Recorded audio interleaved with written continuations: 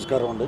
9వ తారీఖున లైలా ఈవెంట్లో క్యారెక్టర్ చేసే సినిమాలో కమెడియన్స్ కాబట్టి మనం సరదాగా అది ఏ పార్టీని ఉద్దేశించింది కాదు. పార్టీది మాట్లాడాలంటే పొలిటికల్ వేదికలు సపరేట్ ఉంటాయి.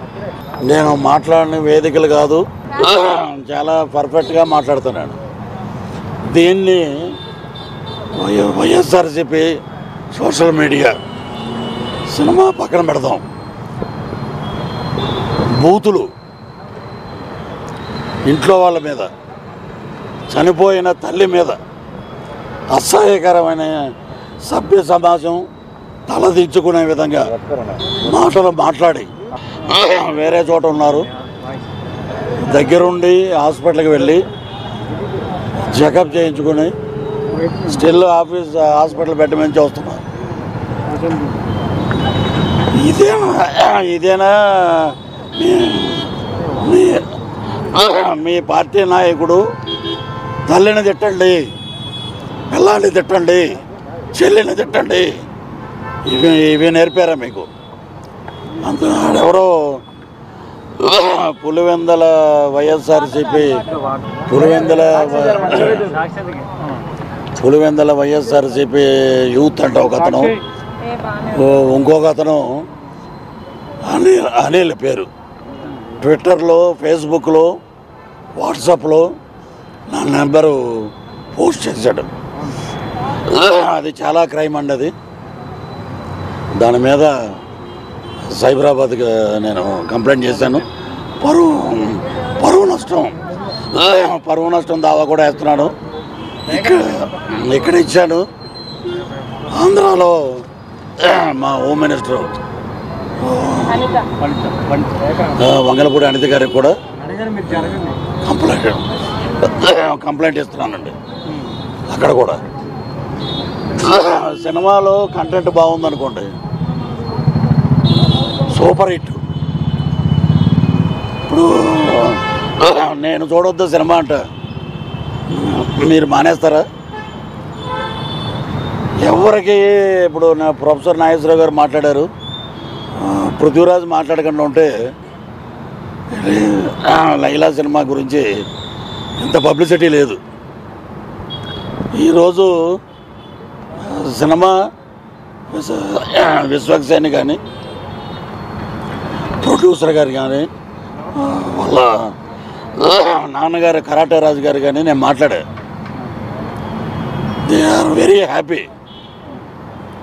ఇదెందుకు మధ్యలో? సో సినిమా పరంగా 14 రిలీజ్ అవుద్ది. Super duper hit cinema. రాజకీయంగా నా మీద, నా ఆరోగ్యాన్ని, నా వ్యక్తిగత ఇమేజ్ని డ్యామేజ్ చేశారు కాబట్టి మా లాయర్ ద్వారా, మా హోమ్ మినిస్టర్ గారి ద్వారా నేను డెఫర్మేషన్ సూట్ వేస్తాను. ఇక మీదట ఎవరి జోలికి పోవద్దు, నా జోలికి అని కాదు. ఇలాగ ఇంట్లో ఉంటే అమ్మాయి మీద ఒకప్పుడు మా జీవితాలతో ఆడుకున్నారు. వాళ్ళకి ఎంత జరిగినా కూడా ఇంకా బుద్ధి రాల.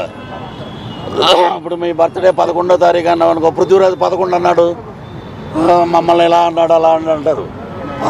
11 అంటే మీకు ఎందుకంత ఒడుగు? ఉన్నట్టే మాట్లాడాం మేము. నేను ఉన్నట్టు మాట్లాడా. అది సినిమాని సినిమాగా చూడండి, సినిమాని ప్రేమించండి. హీరో ఎంత కష్టపడ్డాడో మాకు తెలుసు, గౌరవించండి. సినిమాని హిట్ చేయండి. ఎదవ నీచమైన రాజకీయాలు ఉంటే పృథ్వీరాజు పొలిటికల్ సినిమా ఒకటి చేస్తాడు, అప్పుడు చూసుకుందాం, అప్పుడు మాట్లాడదాం. ఇలాగా చిల్లర రాజకీయాలు చేయకండి. నా ఆరోగ్యానికి, నా వ్యక్తిగత ఇమేజ్ని మేము కమెడియన్గా